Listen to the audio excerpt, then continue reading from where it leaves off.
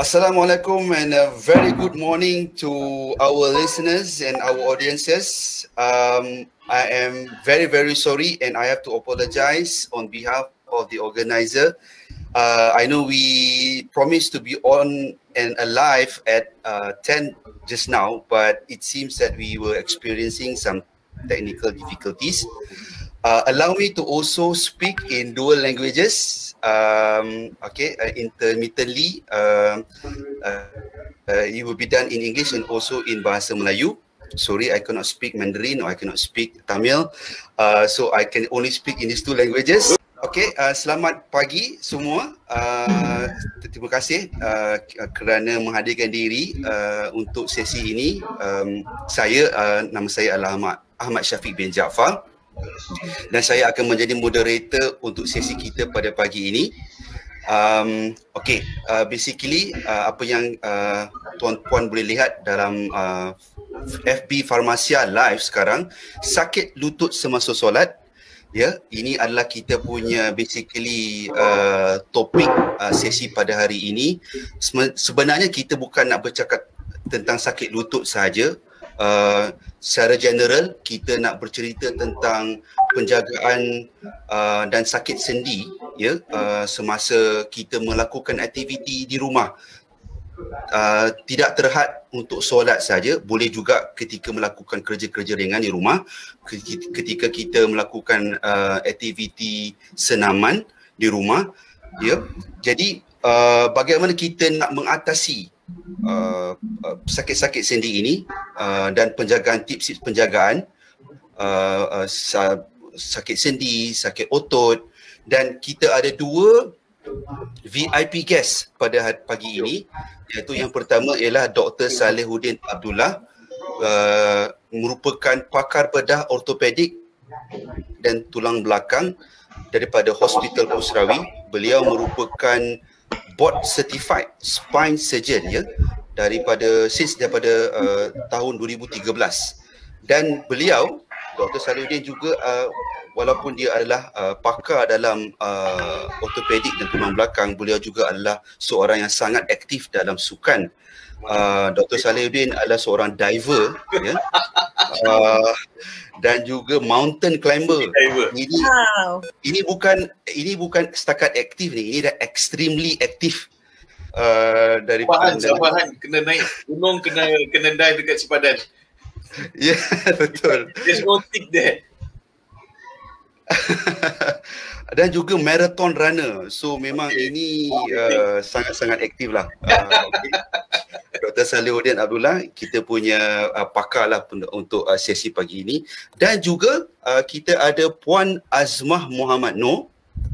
Puan Azmah adalah true enough today ni she's invited to the session today because of course she is even though she is a housewife, she is very active, and true to the nature also, she is the owner of Jeng Sports Complex, Uptown Sports Complex in Bandar Baru Bangi Section 10. Ya, kalau warga-warga Bandar Baru Bangi memang tahulah Uptown Sports Complex ni. Saya sendiri pernah bermain badminton dekat Uptown Sports Complex. Ada macam-macam fasiliti sukan ada di situ. Dan Puan Azmah used to have some knee and also back problems. It started since she was in the mid-40s. And now Puan Azmah is already 57 this year. Doesn't look like 57 at all. And she has been, basically medication free. And we would like to get her secrets lah ya, macam mana she has been able to actually cope with her condition and be basically medication free since lately. Okay, so now okay, like I said, we are trying to have this session as informal as possible. It's a santai-santai punya session. Alright, I would recommend any of the audiences yang have questions can just post questions as freely as possible during the session. It's okay. I will try to pick up during our session. And of course, we have our interview questions we have sent out to our VIP guests today to answer. And feel free to also for our guests to interact as one another. This is a more conversation rather than interview. So it is something yang we can try to share the content as much as possible lah. Right. Okay. Let us move on with the first question. I would like to start with our expert today, Dr. Salahuddin Abdullah. The first question is a very simple one, a very basic one. Doktor, apa yang menyebabkan kesakitan di sendi? Over to you. Okay, so that is a very broad question. Yes. Apa yang menyebabkan masalah sendi? Tapi okay, I give you a little bit of scientific but very simple. So masalah sendi ni actually the confusion always is between yang osteoporosis dengan osteoarthritis. So osteoporosis itu adalah sebenarnya penyakit tulang rapuh. So tulang rapuh ni actually selalunya berlaku kepada perempuan selepas dia menopause dan kepada lelaki selepas umur dalam 70-75 macam tu. Tetapi osteoarthritis itu adalah penyakit sendi yang boleh actually affect seseorang daripada umur dalam 20-an sampailah kepada bila-bila. Selalunya actually dia target umur dalam 40 hingga 50. Genetik memang terlibat sedikit, definitely, but mostly wear and tear. So normally most of the athletes and all that, when they come and see me when they are in their 40s and 50s, they will have very bad osteoarthritis. Di manakah sebenarnya dia affect? Actually dia boleh affect kepada semua joint kita. So if you look at this, this is one of my patients that didn't make it in the operation. Sorry. So I sorry, I'm joking. So this is a joint, you see. So you see, look at all the joints here. So all of this also can actually be affected by osteoarthritis. Tetapi the biggest joint that is affected is the knee joint. Knee joint tu disebabkan kita banyak gunakan knee joint. Kita banyak bergerak dan menggunakan kita punya sendi lutut tu. Betul. Saya ada banyak ni pesakit-pesakit saya yang operation tak jadi punya, saya simpan. I'm joking, relax. So penyakit sendi yang actually most affected is the knee joint. So knee joint itu yang kita banyak gunakan this Arthroflex product. I've actually been using it for something like nearly 5 to 6 years. Dia actually kalau you nampak daripada segi saintifik dia adalah emulsified olive oil that you rub around the knee joint and other joints of the body. Nowadays I banyak gunakan untuk actually back problem also. So you can actually rub it around if you press your back, you can feel some bone there. So you rub it around that particular joint twice a day. And for twice a day. Yeah, twice a day. So kalau untuk knee joint also, I always tell my patients, just ambil sedikit saja, lepas tu you sapu di keliling lutut 2 kali sehari. Selalunya saya kata solat subuh, solat isyak. Kenapa? Supaya you tak lupa. Dia menjadikan macam satu amalan. Actually normally last me about maybe 1.5 months, something like that. So I've been using it for a long time. Satu saja, selalunya orang confuse sebab produk ni dia tak panas. So dia sejuk. Right. So I get a lot of pakcik-makcik asking me, doktor, saya dah sapu tapi saya tak rasa panas lagi. Panas, yes. So this is you have to shift your thinking, you see. You have to, how would you say, understand the product. Dan dia mengambil masa dalam seminggu, 2 minggu untuk betul-betul rasa dia punya efek. Tetapi pada mula bila saya gunakan ni, saya actually membuat perbandingan di antara beberapa produk. Dan saya gunakan beberapa patient saya yang ada penyakit sendi yang teruk. Dan bila saya menggunakan produk ini, saya tengok yang memang dia ada banyak kebaikannya. Saya menggunakan dia, I'm using it as part of a regime. Maknanya saya banyak menggunakan macam laser therapy untuk lutut dengan penyakit sendi yang lain. Dia panggil radio frequency dengan neurolysis. di mana saya just menggunakan jarum sahaja di keliling lutut. Ada kalanya saya menambah ini dengan something like stem cell, dia panggil PRP, platelet rich plasma, ambil darah you sendiri. Lepas tu saya akan inject dan buat laser tu di keliling lutut, campur dengan Arthroflex ini, campur dengan menggunakan exercise regime di mana fisioterapi saya ada 2 orang actually yang datang ke rumah, Encik Nahis dengan Puan Umi atau K. Rahim. So I will give the number to the patient, they come to the house, they teach the patient how to use the product, how to take care of themselves. Kenapa? Patient dia nak solat macam biasa. Kalau you buat total knee replacement, dia tak boleh solat macam biasa. Kalau you masukkan besi ke dalam lutut. So, using this regime, I get patients sometimes 73, 83, they don't want to do total knee replacement. They come and see me. So, using all of this armamentarium, I manage to help them reduce the pain and make sure yang keadaan ni tak menjadi lebih teruk lagi. So that is the like magic recipe that I'm using here. Wow, there you go. Macam Doc, if you briefly mention on the when you sapu the product, some of the products dia ada panas effect tu, right? Yes. In your opinion, pendapat Doc lah, does it really help? That is a short-term thing, you see. That's why I keep trying to ask my patients to try to understand what I'm trying to do. What I'm trying to do is solve the problem. What you're feeling when you have that panas there is actually that is just relieving the muscular ache and pain around the joint. So dia sementara saja.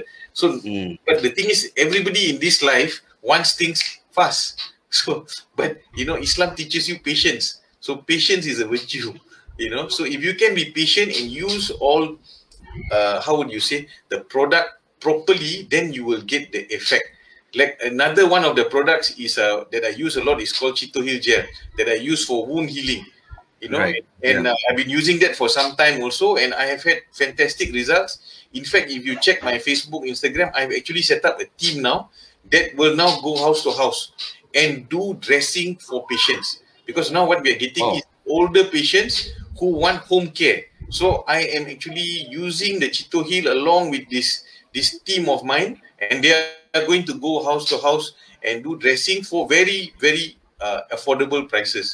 Because we also want to help people. You tolong, you dapat rezeki akan melimpah masuk. So kita sebagai orang Islam, kalau kita buat macam tu, kita percaya dengan benda tu, so you can actually reach more people. You can help more people.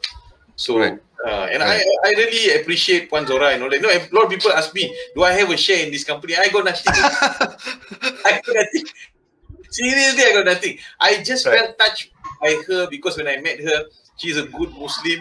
She is trying to achieve success using something that is how do you say, effective, and I just out of the goodness of my heart, I'm helping.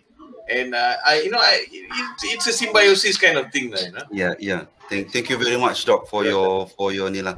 I think from what you very brief explanation on the response from the questions, you are very passionate in the joint pain and joint care, and as well, I honestly I thought that you are only focusing on orthopedics in the joint and spine and that, but when you mentioned also wound care, that's very big. Especially diabetic wound in Malaysia is massive. Not for COVID, most of the orthopedic ward in Malaysia I think maybe 1/3 full of diabetic foot. And unfortunately in government, you can't blame them. They don't have enough operative time. So the moment you go to a government hospital, they will tell you only have one option, chop off the leg. And I don't blame them because I was sitting where they are sitting now. Right. They don't have a choice. They can't take you to the operative room again and again. They do not have the equipment and all that. So therefore, why don't we take off the burden from the government? Why don't we do something to help them? You see? Right. Of course. Your home service is actually available in which area, if you don't mind sharing? Okay, so I actually primarily have been working in Pusrawi now for I think something like I dah kerja dalam 7 tahun dah. Alhamdulillah, I'm very happy in Pusrawi. But I've also set up another center with a friend of mine called Regen Physio and Radio Frequency Center in Petaling Jaya, where we will be doing daycare cases soon. So that is an ambulatory care center. So that is a stand-alone where you do daycare. Patient come in the morning and then they go out in the evening. So if not for COVID, we would have started. So that one will be coming up maybe somewhere in August. But my primary focus still Pusrawi. You know, Alhamdulillah, you know, as a mualaf, like, you know, we were talking before this. So I'm very close to all the staff. You know, the staff they're very close to me. I have a ustaz who come and I do Iqra every Monday morning. Ustaz Yaakob Hamid, a very nice guy, and he does a lot of charity work. So I try to work with him and another doctor, Dr. Malik, who's a physician there. His room is right beside mine. So we always funnel whatever we can to help the poor. Like now recently we've been trying to give food packets to the PPR, you know, because they are in such a desperate situation during the COVID. And then you know, and then I also try to promote what Harid Iskandar recently said about the white flag. You know, he's got the Hope Project to help people who are feeling under stress, you know. So, you know, like I was mentioning to you, so I pun terperanjat yang pada masa ini, you know, orang-orang Islam committing suicide, you know. Jadi dalam saya career yang lebih 20 tahun tak pernah saya dengar benda ni. Dan saya berasa teramat sedih sebagai seorang mualaf bila saya, you know, saya punya knowledge pun dalam Islam bukannya banyak sangat, tapi saya tahu yang akibat dia kalau you commit suicide. So benda ni menyedihkan lah. Saya rasa sedih bila saya dengar benda ni. We have come into a time where it is very challenging, you know. It's unprecedented lah. Kalau Doc pun dah, you know, 20 years in the industry pun baru first time dengar I ni lagi lah, you know. But then again, we still have to, you know, push on. We still have to try to make do with what we have. Mental health. Well, that is I think another topic for another day lah. We are debating. Okay. All right. I think we have a set of questions also for Puan Azma.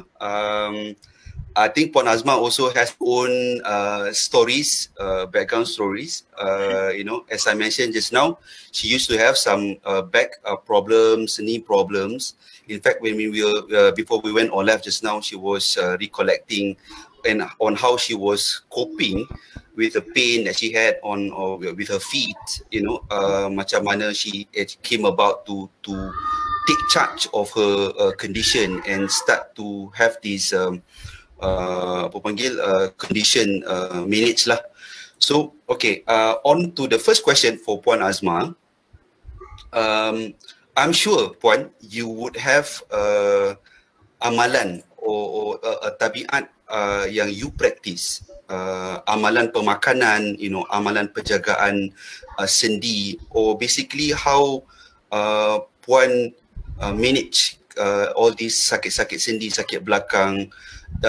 How personally Puan have been able to practice this, you know, tabiat?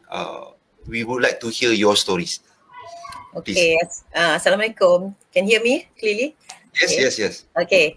Actually, kalau you tanya tentang pemakanan kan, actually I eat almost anything. I tak ada specific diet. Ini boleh, ni tak boleh. Orang offer, I ambil. Pendek kata, tolak batu kayu. Allah.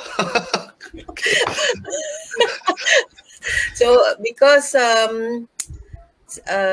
tapi macam at this age kan, kita ni dah kenal badan kita sendiri. Sure, yes. Kita dah kenal badan kita sendiri, kita dah tahu apa yang boleh, apa yang tak boleh, kan? So macam I ni, I have macam sort of gastric, so I make sure whatever I eat tu, I eat ikut meal time. Breakfast, I tak 3 meals tu. Breakfast, I tak tinggal, which is early breakfast. Tengah hari meal pun I tak tinggal. Malam, I will take a very light one lah. So, cara kita atur time makanan kita penting juga. Apa yang I makan tu, I will eat in quantity, small quantity lah. Tak adalah go all out, because at this age, kita punya metabolisme pun dah rendah kan. So, we control lah dari segi intake kita. if you talk about karbo, apa benda semua tu, actually I don't really look into all the details sangat. I cuma tengok, okay, I can feel I makan too much, how I, my body take it. So you're not really those yang, what we call the calorie counters lah. Tapi I kira juga kalori. I kira juga. Oh, ada. Okay, alright. Because when I eat a lot, kan, I mesti fikir I got to burn, even though I don't know detail calories macam mana kan, tapi I know when I eat sugary ke apa ke, I kena balas balik dengan something. Yes. Itulah dia. Sama macam I jugalah. At least when you go jogging, kadang macam malas nak pergi jogging tu kan, but then I have to burn that nasi lemak, man. I have to burn that nasi lemak. Mindset dia tu sebenarnya. Itulah. But then again, of course, this lockdown presented an opportunity lah. Kalau sebelum ni, you macam duk bertangguh, tak nak pergi bersenam. But now, like it or not, kita kena sort of push ourselves juga. Takkan nak duduk tengok TV, layan Netflix, layan Astro je kan. After a while, you be like, 2 hours watching the TV, you dah start jadi macam almost like zombie already. You need to do something yang, engaging, something yang keluarkan peluh, at least, something to kick back that metabolism in your body. Tapi actually kan, just to tell you lah, sebenarnya bila waktu MCO ni, kan, benda yang nak gerakkan kita ni kadang-kadang kita kena paksa. Betul tak? I mean, it's not that you can just, anybody can just say, I exercise. Tapi apa yang gerakkan kita untuk exercise tu kan? Sometimes, frankly speaking, kawan-kawan lah. Macam kat social media, tengok dia duk posting exercise, tak tergerak ke? Mana boleh jadi ni? Betul. Dia orang yang push kita sebenarnya. Dari segi when they post, they go jogging ke, they do whatever kan. Kita sendiri takkan gerak unless kita, orang gerak. The motivation lah, the external motivation. Yeah, you're right. And personally speaking juga, and I have my schoolmate punya groups. They will have like this macam tournament, dia macam a list of the distance covered by this software lah. I can't remember the name of the software. Dia macam ada nombor 1, okay, my friend dia dah cover like how many distances for the week. So kita macam wow, you had the time to do that, okay lah, I want to do that also, I want to be part of the game. And I think social media also presented this so-called macam, okay, you selfie dekat park, dah cover 5 kilometer today, my page, kita pun nampak macam, wah, member pun dah boleh buat macam ni, aku pun kena do something about it lah, something of like a very friendly motivation lah, and perhaps a pressure, something a peer pressure pun yes juga, right? Yes, I think this is very very ni lah. And the moral of the story also, kalau kita dah pergi run tu, kita dah do something, kita pun kena post juga lah dekat social media. Nanti kena tangkap polis. Jauh-jauh lah, jauh-jauh. Jauh-jauh pun sekarang dah tak boleh dah. Aduh. Yeah. Actually, I want to appeal to the government. Please get some proper medical people to talk about mental health. Because if you don't allow the population to go out, they're going to be mentally, they're going to have more problems. So I think they have to re-look at this. They can't tell people to just stay inside. That is not humanly possible over the long term. Betul. We humans are social creatures, right? We have to go out. We have to look at the environment and stuff. I mean, what about those in PPR and all that? I mean, imagine. Yes. Still, I mean, okay, I maybe a little bit bigger house just like you guys. What about them? Pity them. Betul. Okay, alright. So, alright, yes, I think that we pick up a few things lah, rather than sitting around watching television all day. Baca. Macam tu baca. So actually you use more of your brain power when you read. When you look at the screen, you're using much less. And I can tell you, Malaysians don't read. You look at Puan here, I'm so impressed at her library. That is what we should be going towards. I talked to somebody on an aircraft once going to Iceland or somewhere about the level of intelligence now that we are seeing, with people like Trump, Republicans, sometimes the way they talk and all that, you're wondering, are we actually regressing? So what this guy told me is very interesting. The highest level of intelligence that mankind has had is in the late 1800s, maybe in 1890 or something. After that, we have actually been going down because we don't read. The moment you finish your degree, your master's or whatever, and stop reading, you just read newspaper, and now everything handphone, and people get neck problems. Yes. Betul lah, neck problem. Saya nak buat laser, doctor. Then you make you make people like me busy lah, which I'm happy to do. Maybe I should promote them, not telling you not to do it. So that's another thing, I think I was very lucky to meet Tun, and I think that a few things he said that we can take back. Exercise, but you don't have to go all out, moderately. Keep reading, and very interestingly, 2 more things he told me. He said, kalau makan, kalau rasa sedap, berhenti. I'm trying my best to actually. That's very difficult. And the 4th thing that he told me, I tell you, is even more interesting. He said, do not sleep too much. That means as you get older, you tend to sleep more, you see. You need to fight that. You need to fight that urge. So you sleep, I think 5 to 6 hours a day, more than enough. I myself try to discipline myself. I cuba bangun pukul 5 pagi every day.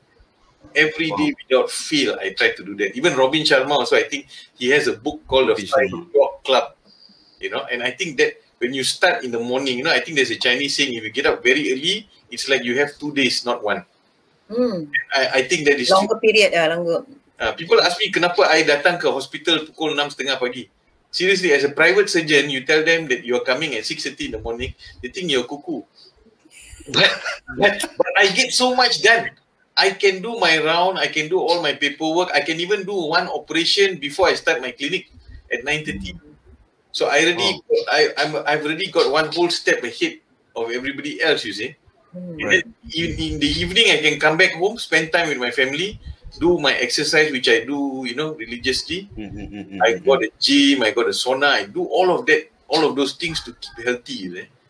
Wow. So and family time. I think family time is very important. Yes, of course. Just interacting with them, sitting around them. You don't have to do much, but they just want you there. You see. But do you think that this MCO really the good part is you had spent more time with your family? Yes, exactly. But then again, that's one good part lah. Because I'm doing the same thing I'm doing all the time. But I think for a lot of the rest of the people, it's a time of reflection. So I need to mention my children, Noor, Aisha, Rania, and also Eskandar. They will get angry with me. Right. Okay. Just to share also with the audiences, I got this survey which is done by AIA. The survey is actually called AIA Vitality Survey 2019. I think this was done at the onset of the first MCO. According to the Malaysia's Healthiest Workplace Survey, right, which was what done by AIA back in 2019, 84%, 84% of employees in Malaysia reported one or more musculoskeletal conditions that include problems like neck, shoulder, and back pain. And I think this survey reflects in terms of people are working more and more from home, and then you can understandably understand how these statistics rose in 2019, because effectively all the basically set up the office, the so-called home office set up dekat rumah memang is not that much lah as compared to what we have in our workplace, in the office. kan, in the office, of course the company would have provide this very top of the range punya kind of chairs, you know, the really nice, good lighting, spacious desk, as compared kalau kita buat kerja dekat rumah. I mean, if you look at Puan Azma, of course you have a very nice setup there, but we have to be realistic. Not everybody can actually have access to that kind of need. Yes, I agree. Right, and then dengan gangguan with, you know, our little ones, bukan gangguan lah, you know, that's very negative lah, you know. interference. So sometimes we are trying to do our work. It's a very tough, I would say, setting, and then all of a sudden we have to adapt to, you know, this kind of environment. Daripada kita very focused, you know, we have our colleagues together doing the work. Suddenly we go back to our houses and homes. We have to do all this dengan very limited, you know, kita punya spek kerusi pun kerusi dinner je, kerusi meja makan aja, you know, and lighting pun sometimes tak tentu. We have to buy like a really nice just a study lamp, and then we have to share the rooms together with our kids, or sometimes, you know, our peer at home. So this brought about not just problems in terms of the neck, shoulder and back pain, but also in terms of mental jugalah. You know, the setting that we have to, you know, adapt to. Okay, which brings us to the next question, which you know, in turn I like to turn our attention to Dr. Salihuddin. We have heard a lot of facts, you know, statistics, like I just said just now, and also myth, auta lah. So which brings us to the next question, fakta versus auta tentang penjagaan sendi. Okay, over the course of your very illustrious career, Doc, would you care to share with us, you know, the facts and the myth about penjagaan sendi? Please, Doc. Okay, so daripada segi penjagaan sendi, saya rasa masalah yang pertama yang saya mengalami pada masa ini adalah terlalu banyak produk di sana yang menyatakan yang dia boleh menyelesaikan masalah untuk pesakit-pesakit saya. So saya banyak dapat pertanyaan daripada segi itu. I get a lot of questions. Dia daripada segi SMS, WhatsApp, dia contact saya melalui Facebook. Dia kata benda ni collagen, benda ni begini, begitu, begini. Actually, bagi saya kita balik kepada pangkal jalan dia. So pangkal jalan dia adalah macam Puan. Dia ada actually that is the first solution. Dia ada pusat sukan dia yang dekat uptown itu. Actually kita kena menggunakan facility sebegini. Maknanya kita kena buat senaman, exercise. Dari segi regular kita kena buat. Itu nombor satu. Nombor dua, daripada segi ubatan, saya lebih suka menggunakan produk-produk yang kita tak makan. Itu sebab saya betul push produk macam Atroflex ini, di mana kita hanya menyapu dia di bahagian luar. So walaupun you mengandung, walaupun umur you macam mana dan you dah makan 20-30 pil satu hari dengan macam-macam masalah kesihatan, benda ni dia tak add on kepada itu. Daripada segi itu nombor dua. Nombor tiga, if you're talking about sendi, I think the only scientifically proven thing is glucosamine dengan chondroitin sulfate. Ini adalah satu sajalah yang ada. Even then also dia punya scientific tak kuat. Maknanya itu yang saya selalu beritahu pesakit saya, kalau you makan glucosamine dengan chondroitin ni untuk 6 bulan dan selepas tu you tak rasa ada apa-apa relief, no point. Stop it lah. Stop it. And then after that, I also teach my patients exercise. So if you see this, so what I do, I tell them to straighten their leg, and after that, keep it there for maybe Doc kena belakang sikit, Doc. Okay, kena belakang sikit. Nampak kaki tu. Okay, so you look at my wonderful, nice legs here. So you can, so you straighten your leg and you keep it there for 10 seconds. So what you're doing, you're actually strengthening this muscle. This is called vastus medialis obliquus. So when you strengthen this muscle, it stabilizes the knee joint. So that's something that you can actually do while you're sitting down, is it? Number 3, use a light knee guard. Very light knee guard. Kenapa? Dia memberi proprioception kepada kita punya otak dan it tells di mana kita punya knee joint berada pada masa itu. That will stabilize the knee also.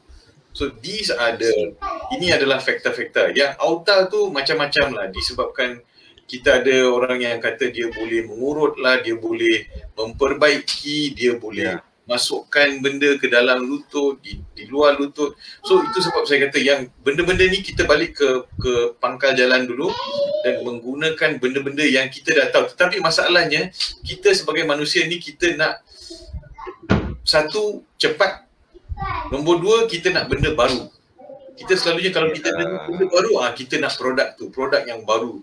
Tetapi masalahnya produk yang baru ni actually not as good as the older product that is already proven, you see. So in that sense. Okay. Yes, you mentioned a lot of input there, Doc. Okay, I'd like to pick a little bit of the points that you mentioned just now. Macam regular exercises. Betul. Okay. How regular is regular? You know, I always have this macam kadang-kadang I rasa macam guilty juga tau. Dah lari berapa kali this week, you know. Sekali cukup ke, 2 kali cukup ke? I remember there's a campaign dulu when I was in school. You have to spend at least half an hour per session 3 times a week. Okay. Does that still true? Yeah. Yes. Is that still true? Yes. Okay. But I think I'm also a bit disappointed sebab sekarang kalau you nampak dekat sekolah, I'm not sure now lah, but even during my time also, there's more emphasis on physical exercise. Okay, so I beri perbandingan dekat Australia, dia punya pemain hoki untuk level World Cup ataupun Olympic adalah orthopedic surgeon.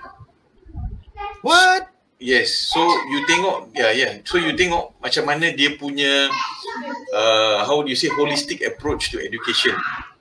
Kami emphasize rote learning. We are going more towards Korea, more towards China. This system to me, I frankly feel doesn't work because you will burn out, you will cause suicide, you know, because there's too much of emphasis on learning. Learning should be total. You know, total, then is sustainable over the long term. Sama juga dengan masalah sendi ni semua. Kita tak boleh tiba-tiba pergi dan, you know, do a lot of exercise. Kita kena step by step. Gradually. Yang 30 minit tu selalunya saya beritahu pesakit saya untuk membeli static bicycle. Daripada 100 pesakit saya yang membeli static bicycle ni, 90 menggunakan untuk sidai kain.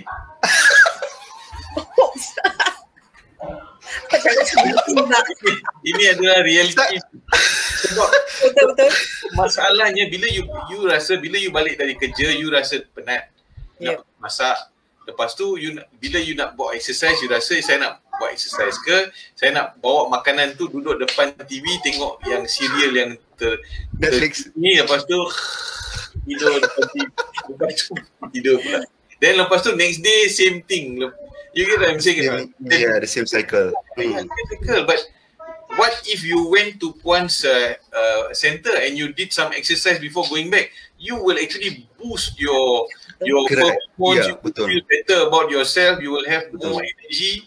You know, that is the thing to do. Go to Uptown and, you know, go to the you know, unfortunately it's not I can actually promote the center after this. Yeah, exactly. After MCO I mean, inshallah. I thought when you mentioned just now, I dah tulis lah, I dah jot down static bicycle. I must get a static bicycle now. Okay, doktor cakap 90%. Apa ni? Mesti improvement. Namanya 90% sidai kain. Alamak. That's really ni lah. I also my parents lah personally juga, we bought me and my siblings, we bought static bicycle for my mother because she had some knee pain. dia tak boleh nak really go on a treadmill macam tu kan, so dia akan rasa sakit at the knee. And interestingly enough, she's also consuming glucosamine and chondroitin. For the benefit of the audience, glucosamine and chondroitin is actually a supplement that you can actually take orally, available in pharmacies. Any of the pharmacies. I think now glucosamine and chondroitin is quite popular lah. A lot of people actually know about it and consume it. In my mother's case, glucosamine, it does help in her knee pain, and she actually used this static bicycle from time to time lah. But then again, like you said juga doktor, bila sampai the bicycle dekat rumah tu, bersemangat lah, like every day pakai bicycle tu.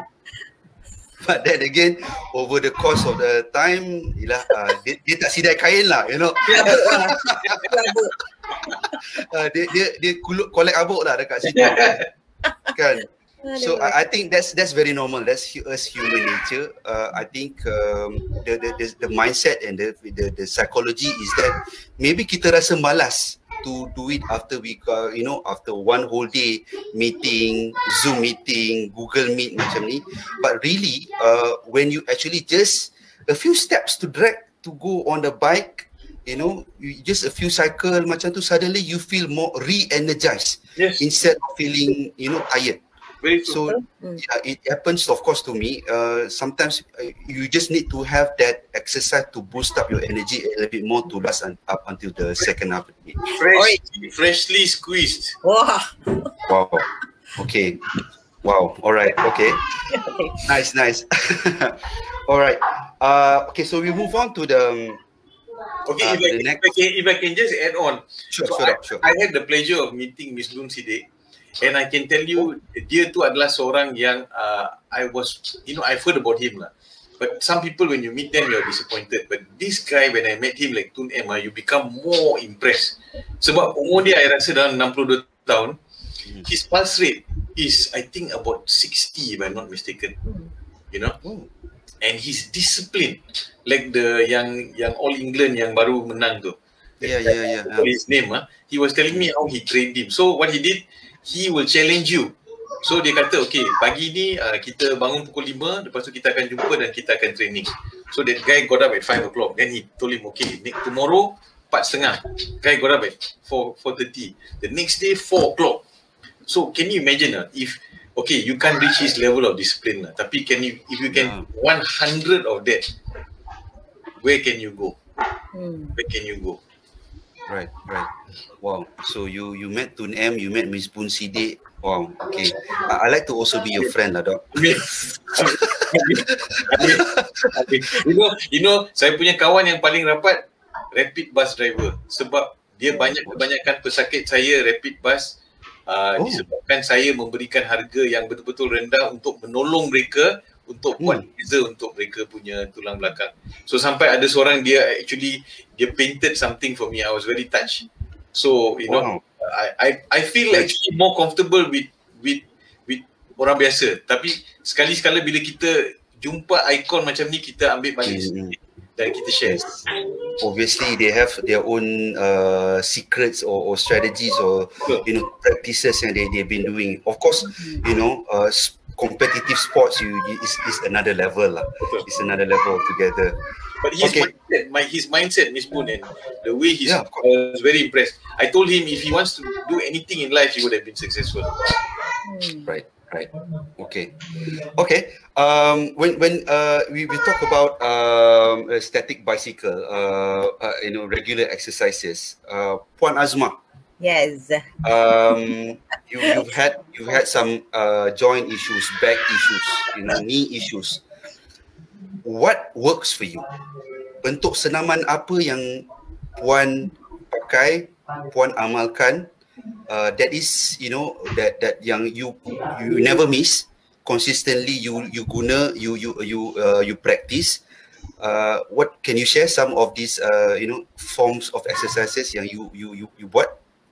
Okay, frankly speaking, I tak boleh nak lawan Dr. Salihuddin dari segi disiplin tu untuk sentiasa regularly Itu kan. Sure. Sebab as a normal human being, benda ni kadang-kadang kita ada macam termis, lari sikit. Tambah lagi dengan MCO dulu, I always go to the sports complex. I ada like routine Zumba. That's how I berzumba. Masa tu I was still going for medication. I meaning regular check up dengan Hospital Putrajaya kan. Right. Kita had all these back, knee pains. In fact, I pun melalui this, I think doctor knows more. I dah lupa terms sebab dah lama kan tinggalkan. Physio I kena celup my kaki in the linen. Yeah. And then some shots macam like where they disperse the pain. So I had to go through that. So bila I kena pergi, dah lah nak pergi ke Putrajaya, you have to take time, masa, parking. So I fikir sampai bila I nak macam ni kan. And then taking the ubat kan, I dah macam I change my lifestyle. I start aktif dalam Zumba. Zumba pun I ikut my pace lah. Kita dah umur 50-an kan. Jadi kita kena orang jam, kita tak jam. But we move, we try. Right. So I as I buat like this Zumba punya thing, I enjoy because apa, ramai kawan. Budak dengan apa, dengan semua. Then is it, am I clear? Okay tak? Okay, sure. It's a bit lost there. Right. Where did I stop? Basically, yang you were mentioning about the therapy, and then you had to change your lifestyle, and then suddenly you become intermittent.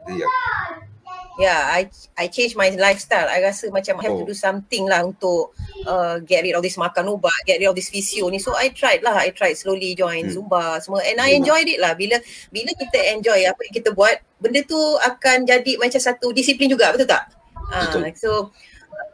So kita enjoy. Do you have like a group of friends that you always do Zumba with? Like Zumba we don't do it alone. Selalunya dia ada satu group. We buat ramai. So what do you call it? Zumba mates or Zumba? No, Zumba kalau dekat tempat ladies only. Kalau ada tak boleh join dok. Ada satu kelas. Kalau instructor tu lelaki, then I open for men. Tapi kalau untuk some ladies dia buat Zumba ke biar betul ni?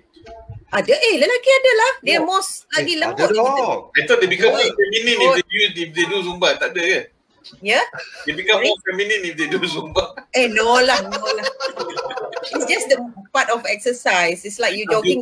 I'm joking. Okay. So actually after I buat maybe a few, bukan Zumba saja, dalam kita punya sports complex kita ada juga macam aero dance where there's a lelaki punya instructor. We have yang buat macam body toning semua tu. So bila I buat tu semua, slowly I think so lah, doktor maybe can comment. Slowly I rasa my pain ni bila I gerak dia tak ada sangat. So could it be the muscle dah strengthen? So we don't use, so it does not pressure on our sendi-sendi sangat kan? Do you do any massage therapy in your center? Hands-on massage? Tak ada. Not yet, So not yet. Memang ada. Not yet tu.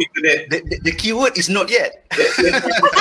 Massage biasa tu ada, tapi yang you kata sports massage, is it no. massage? Like normal massage you have. That means selalu itu biasa. Ada, you have in your center. Not in my center, tapi I go out and kadang-kadang kita letih-letih, so I will go for ni lah massage. Actually, there's a good business idea. No, because massage. A lot of my patients ask that the reason why I have actually got two people who go to the house and do massage therapy.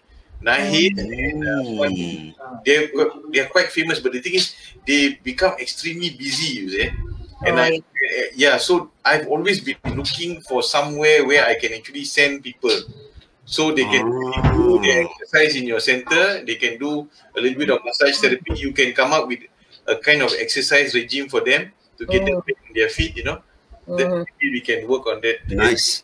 Wow. Yes, that's a good business idea for your center. You can have like a vending machine with Arthroflex there, you just put it, you take out one and you go. Okay, Syafiq there. Yeah. I'll jot it down. Vending machine for Electroflex. You know, you go to Japan, you can buy anything on the vending Oh machine. yes. Oh, really? Yes. Oh, yelah. Betul, vending machine in Japan is just crazy. Exactly. Dia tinggal tak jual orang je dekat vending machine. Oh my god. Aduh, yai. So itulah caranya. Okay. So you have your Zumba, and interestingly you mentioned aero dance. I've never heard about aero dance. Aero dance is actually Zumba. Aero dance tu semua is a movement with music and just to get you moving. Right. With the steps. Dia sama je, fitness. It's called fitness. Fitness banyak sangat. Kalau nak explain memang tak cukup masa. How often? Okay lah, during maybe this PKPD is different lah, but on a normal day, how often do you go for Zumba? Almost every night. Wow. Inshallah. Okay. You must be hell of a fit. Wow. Yeah. Almost. Sebab I enjoy the company sebenarnya. How long the session? It's 1 hour je, non-stop. Inshallah, every year 24 hours, 1 hour you're spending on doing Zumba per day.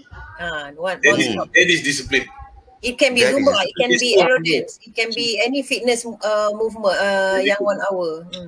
Very good. Wow. Dulu lah. Yalah, of course. She looks like she's in her 30s. Wow. Well, I think now of course lah, we cannot really go for Zumba classes. Maybe we can always like tune into. There's a lot of exercise apps at this moment. Even okay lah, you don't have to have app. You can go to YouTube. That's what I do lah now. Just put on apa ni panggil, walaupun you don't have to put on the what we call earphones, you can just put on loudspeaker, you just and the kids all follow behind. Right, yeah, that's at least what we can do now lah during this PKPD time. Right, that's okay. Thank you Puan for the sharing that apa ni tips. Okay, back to Dr. Saleh. I think you have repeatedly mentioned during your the response to the answers that you the questions that you shared just now, but I like to just reiterate the question. Sure. Maybe I put it in another form. We've heard about your regular exercises. You recommended product that doesn't require oral punya consumption, right?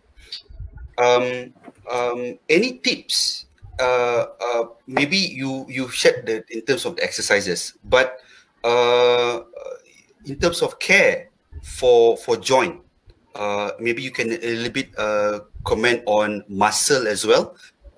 Any tips that you can share with us in terms of penjagaan sendi, penjagaan otot, yang which is practical. Even people at home can actually use and apply. Okay, I think daripada segi itu, the main thing yang saya selalu emphasize kepada pesakit saya adalah sebelum buat apa-apa senaman, warm up and warm down. Warm up, warm down. Warm down. So one of the exercises that we do. So I go to Discovery Pilates. So I do Pilates once a week. Pilates. I do Pilates. So one of it is actually this is the exercise that I've been teaching my patients today. Okay. So what you do, you take a deep breath, you go down, and then you go side to side, and then as you release your breath, you go up. So you're stretching. You see, you're stretching your whole spine and your whole body. Then you go down again. Then you go side to side. Side to side. And then as you release your breath, you go up. Wow. So you do that. You do that as you get up in the morning, like macam get up in the morning. Alright. Daripada sini Robin Williams apa yang dia buat, dia pergi dan he goes for more aggressive. He goes for jumping jacks and all that in the morning to stimulate the body, you see. Tapi saya rasa yang penting go slow. Go slow. Macam Puan beritahu juga, she follows her age group. She doesn't try to go and do like what 20-year-olds are doing, you see. So yang selalunya yang menyebabkan masalah, disebabkan bila kita angkat benda berat pun body mechanic yang penting. So bila you angkat benda berat, saya pun sampai sekarang kalau saya angkat benda berat, saya bengkok macam ni. Saya akan bengkok lutut saya sebelum saya tak ambil benda macam tu. Terus you akan angkat, you see. So all of this is very important. Body mechanic, that's another very important thing. Daripada segi penjagaan, saya rasa kalau you tengok, I think I'm very impressed with Puan because you see she is actually investing money in a bank. I always selalu beritahu pesakit saya macam tu. Kalau you buat exercise, macam you masuk duit dalam bank. So bila you perlukan duit tu ada. So setiap hari dia buat exercise. So dia actually tightening all the muscles around the joint. Yang penting, I think you made a very good point. Di keliling sendi tu ada otot.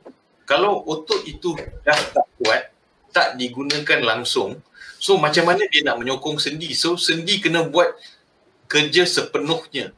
Dan sendi itu memang tak larat. Dia tak larat. Dia kena ada dia punya friend. Dia punya friend adalah otot. Otot tu macam mana you nak gunakan? You kena membuat senaman. So itu lebih penting bagi saya.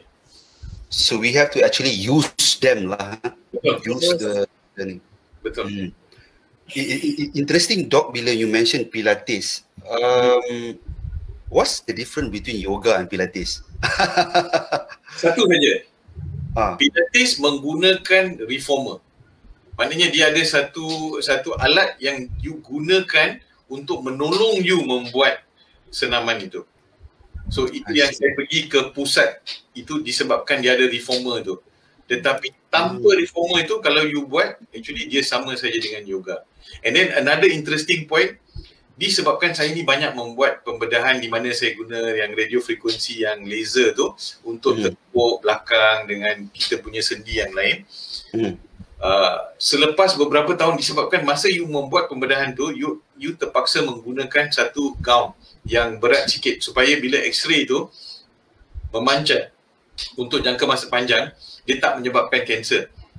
So lama kelamaan, seseorang spine surgeon itu, dia sendiri akan dapat sakit belakang sikit. So bila saya mula dekat Pusrawi, mungkin saya akan buat dalam 5 hingga 6 operation setiap minggu. Selepas 3 atau 4 tahun, dia semakin naik.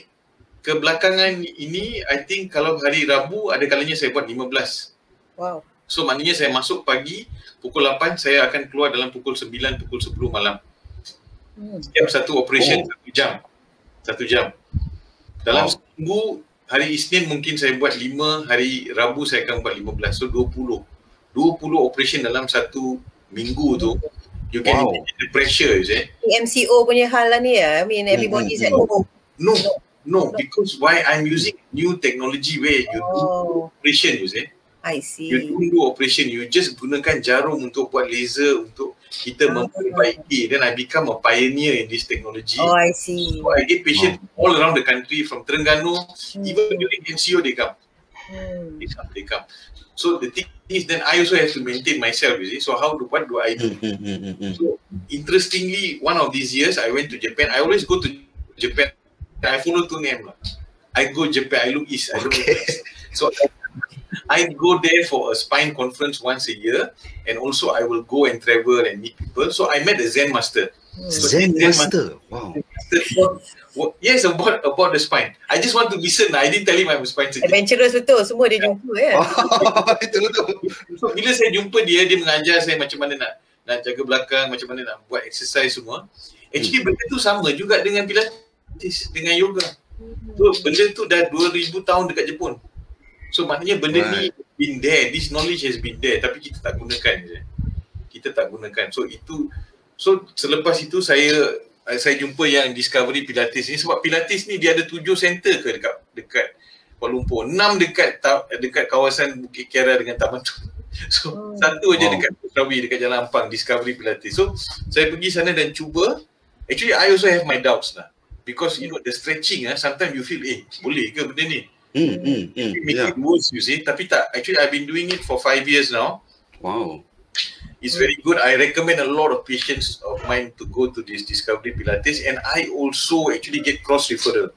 So maknanya kalau dia rasa yang Pilates ni perlukan sesuatu intervention tapi bukan operative, you know. So then I will do a bit of laser on the neck or the back or the knee, and then I send the patient back. Or we work in symbiosis, like that. I see.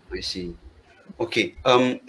Earlier on, Doc, you mentioned about massage. You know, and Puan Azma pun mentioned sports massage. Yes. Okay. Massage is a very big topic, and there are a lot of I would say school of thought to it. Ada yang we have this traditional massage, the Malays have this urut Melayu, and then a lot of this also Western punya, you know, like sports massage is one of them lah. How do you see massage as something, you know, that is it something that we need regularly? Do we have to go and get ourselves? I know a lot of you know, corporate businessmen that they regularly go to this you know, the Thai massage house, you know, yang legal kan. Of course, yang legal lah. Yeah, the ones yang in shopping malls too. Yes, I'm referring to that. That's more of releasing the stress kot. Kalau you know, yang macam you have the Indonesian punya Balinese, and then even mentioning foot massage, you know, reflexology. Yes. Okay, I talk about my own experience. Yes, okay? please talk, please. Like I said, I unfortunately or fortunately don't really believe in chiropractor. Okay. No. So that may make me very unpopular, tapi I lebih kepada physiotherapist. So saya gunakan physiotherapist yang mengurut. So physiotherapist ini dah train macam mana nak mengurut. If you talk about regularity, maybe we can ask Puan also for her experience. I use a physiotherapist to massage me once a month. I've been doing this Once a month, just to maintain the body. Because why?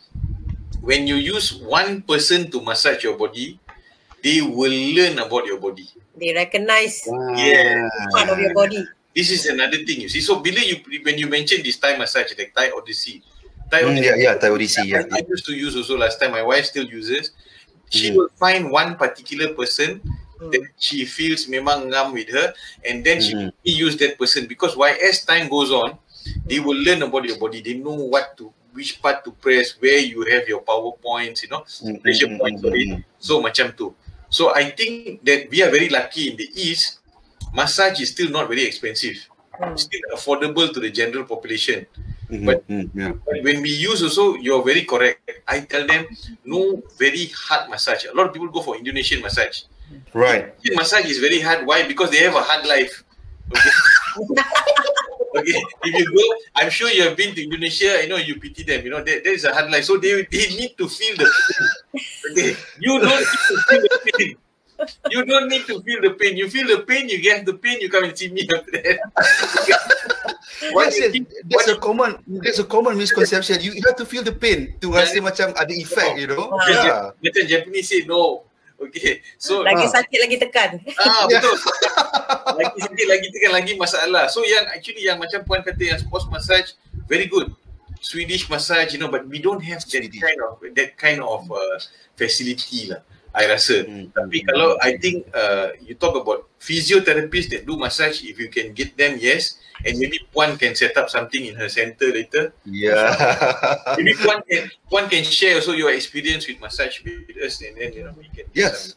Yeah, Puan, please, if you okay, actually I go more to the traditional one lah. Maybe because selesa dengan perempuan yang urut kan. Ada juga dia orang, it's normal. Actually it's more of releasing relief, stress relief. Kadang-kadang badan tu letih-letih, lengur-lengur kan. Ada certain part of kaki tu macam too much of usage kan. And go for that kind of massage lah. Traditional massage lah. Tapi bila frankly speaking, bila kita dah biasa dapat massage, bila kita rasa sakit sikit, kita teringat nak urut lah. Right. Yes. Dia rasa lega. Actually it's lega lah. How often do you go? for massage? I don't do it on macam regularly apa. As and when I rasa tired, rasa sakit-sakit sikit, lengur, then I will call them up lah. I see. Typically, if you don't mind lah, Puan, typically how much do they charge? How do they charge? Dia ada banyak ni. Ada from 50 above, 50 to 100.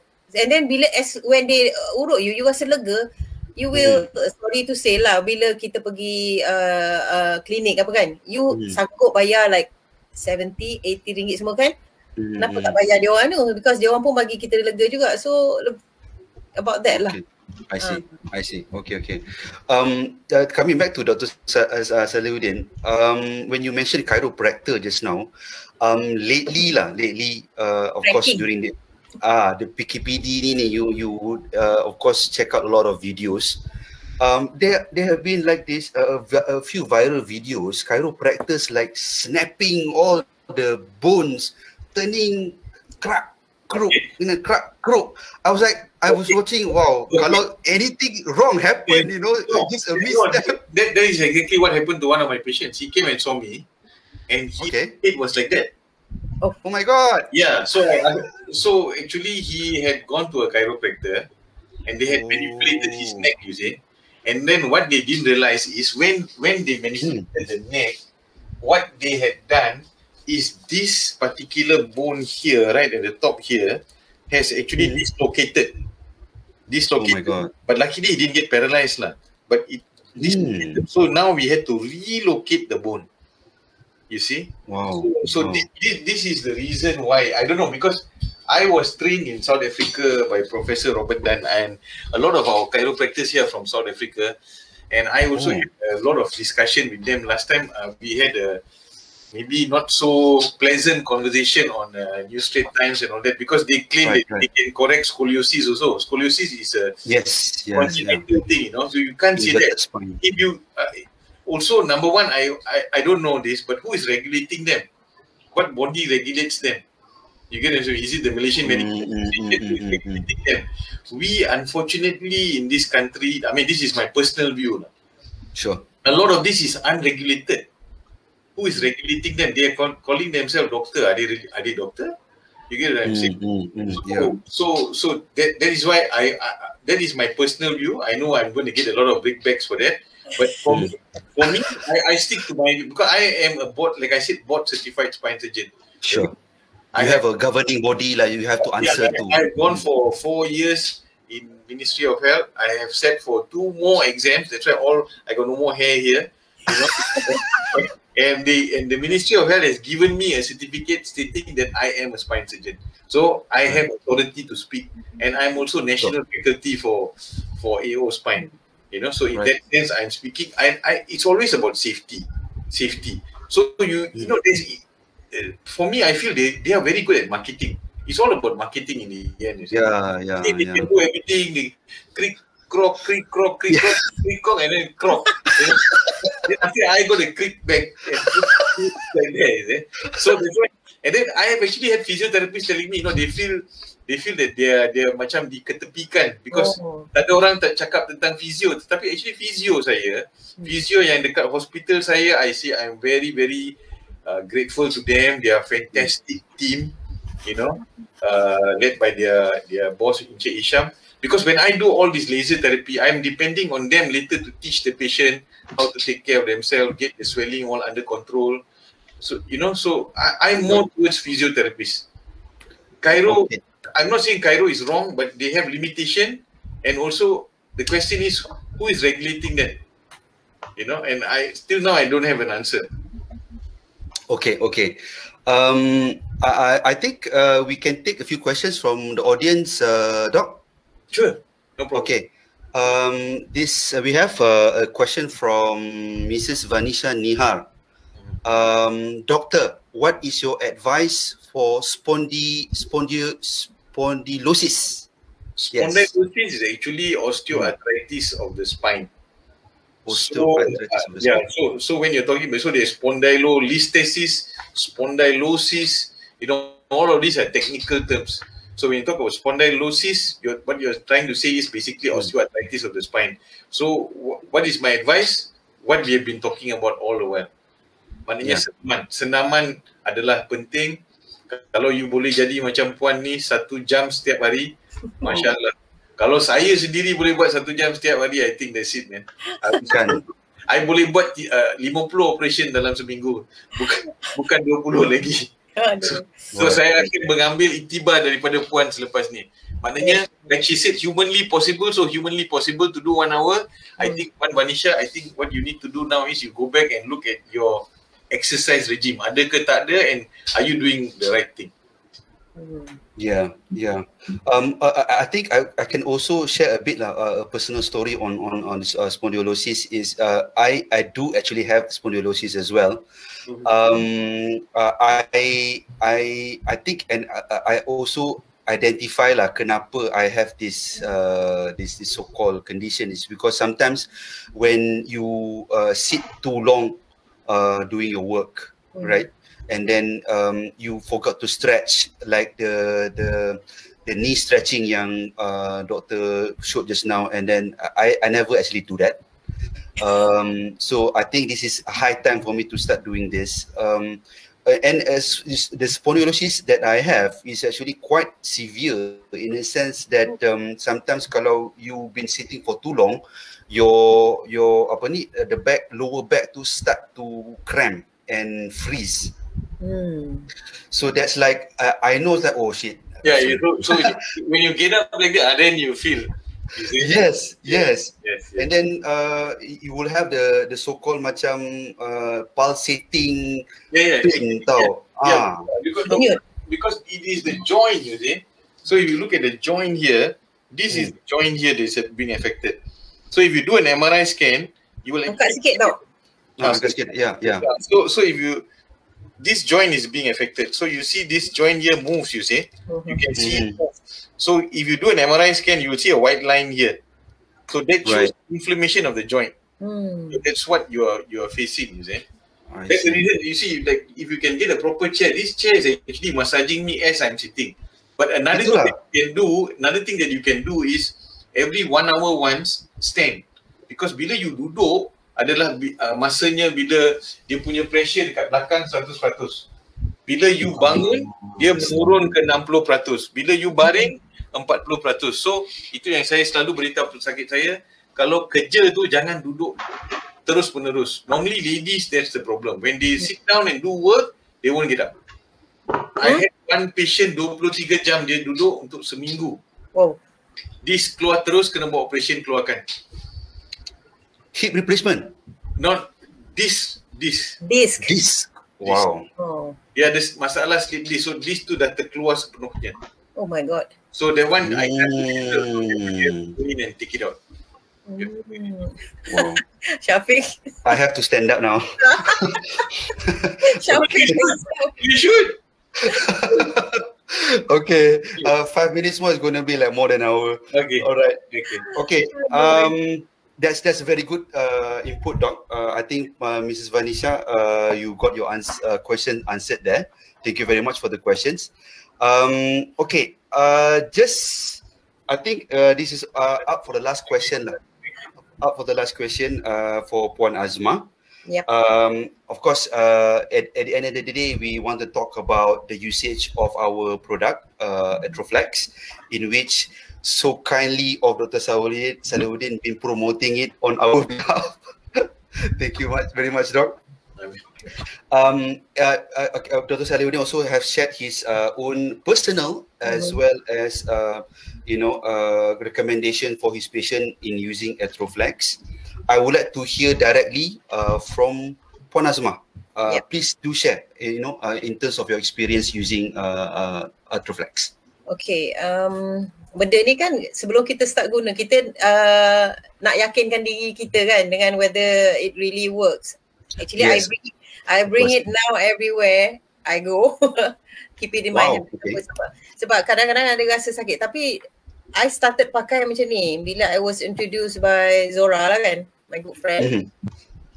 Masa I cakap I first kena sakit pinggang tu kan, I started sapu dia. Memang tak ada rasa panas sampai I cakap dia, kenapa minyak ni tak ada rasa panas? Dia kata ni bukan minyak. Kan kita dah biasa mindset Melayu ni kan mesti panas baru lega kan. Betul. So, bila you sapu tu dia tak immediately you rasa tau, but it's the next day. Malam tu I sapu kan, sapu then I rasa macam loosen up sikit. Dia tak kejung, tak cramp belakang I. At the same time the best part is kita kan sapu dengan tangan kita kan. I have problem kadang-kadang bangun pagi dia macam tangan ni keras tau. So when I sapu benda tu kena tangan I juga kan. So I rasa ada different. Dekat sendi dekat jari-jari I rasa different. Dia jadi tak keras sangat, and the best part is perempuan kan. Kulit I jadi licin, lembut. Yes, we do get that. Yeah, we do get that feedback sometimes. Yeah. So I tanya, is it because of the olive oil or whatever ke kan, olive dia kan contain. So dari situ lah rasa ni best ni, orang perempuan kan suka nak skip. So I tak payah spend time ambil lotion tu kan, I dah boleh guna tu while I rub it at my knee ke my back ke apa. Dia 3 in 1 lah kan. Great. And I guna, actually I macam Dr. Saliuddin, dia banyak gunung kan. I pergi hiking juga. Yes, I heard. After I enjoy Zumba semua tu, I join geng-geng I ajak pergi hiking, and then now into cycling. Tapi sekarang MCO. Lepaskan kami. Buat rumah. I see. So I will sapu lah. Okay. Do you regularly apply Atroflex, or bila sakit aja puan pakai? Like a normal human being, kadang-kadang terlupa kan. So that's why I have to put it in a place where I can see it. Then I akan ingat untuk sapu. And I rasa bila kita rasa lega, kita akan remember lah, better put this on my knee. Cycling I need it on my knee, and hiking kan. Right. So you actually applied, contohnya kalau if you want to go for cycling, do you apply before and after? Okay, alright. I selalu buat before after. After tu dah lepas mandi kan, kita nak legakan sikit. Yes, right. Okay. How about your patients, doc? Do they have any stories about using Atroflex? You've heard? No, I always beritahu mereka cara yang saya gunakan. Sebab I gunakan setiap hari. So I supaya dia menjadi satu kebiasaan. So I bila bangun pagi dah mandi, selepas solat saya terus gunakan. So saya memang gunakan untuk lutut saya, and then sebab saya banyak tulis so saya akan gunakan. Actually apa yang puan menyatakan itu actually is more to do with actually you have osteoarthritis. So osteoarthritis also will affect the joints in the hand. So that's why when you go to a very cold place, sometimes you akan rasa bisa juga. Ya, betul. So what you are doing actually, you are relieving the joint pain.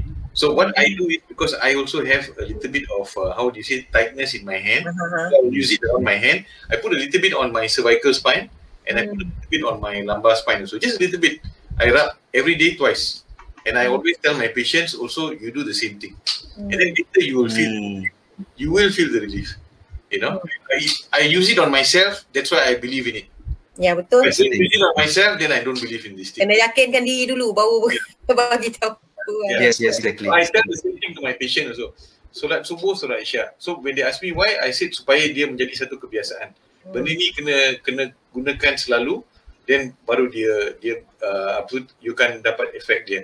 Dan selalunya yang nak pergi untuk Hajj dengan Umrah tu, insyaAllah kita boleh pergi lagi pada masa akan datang. Dia selalunya datang ambil produk daripada kami, and then I'm very grateful to Puan Zora sebab harga yang dia berikan untuk Hospital Pusrawi adalah special price yang sama macam Pharmacy Dua.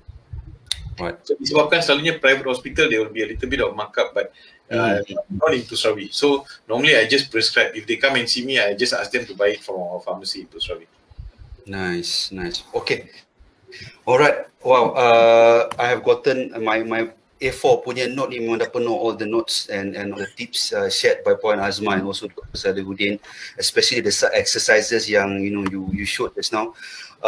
Thank you very much, guys. We have actually reached the end of our session. I I'm pretty sure the audiences have benefited a lot from the sharing. A very candid, very informal sharing by our VIP guests here.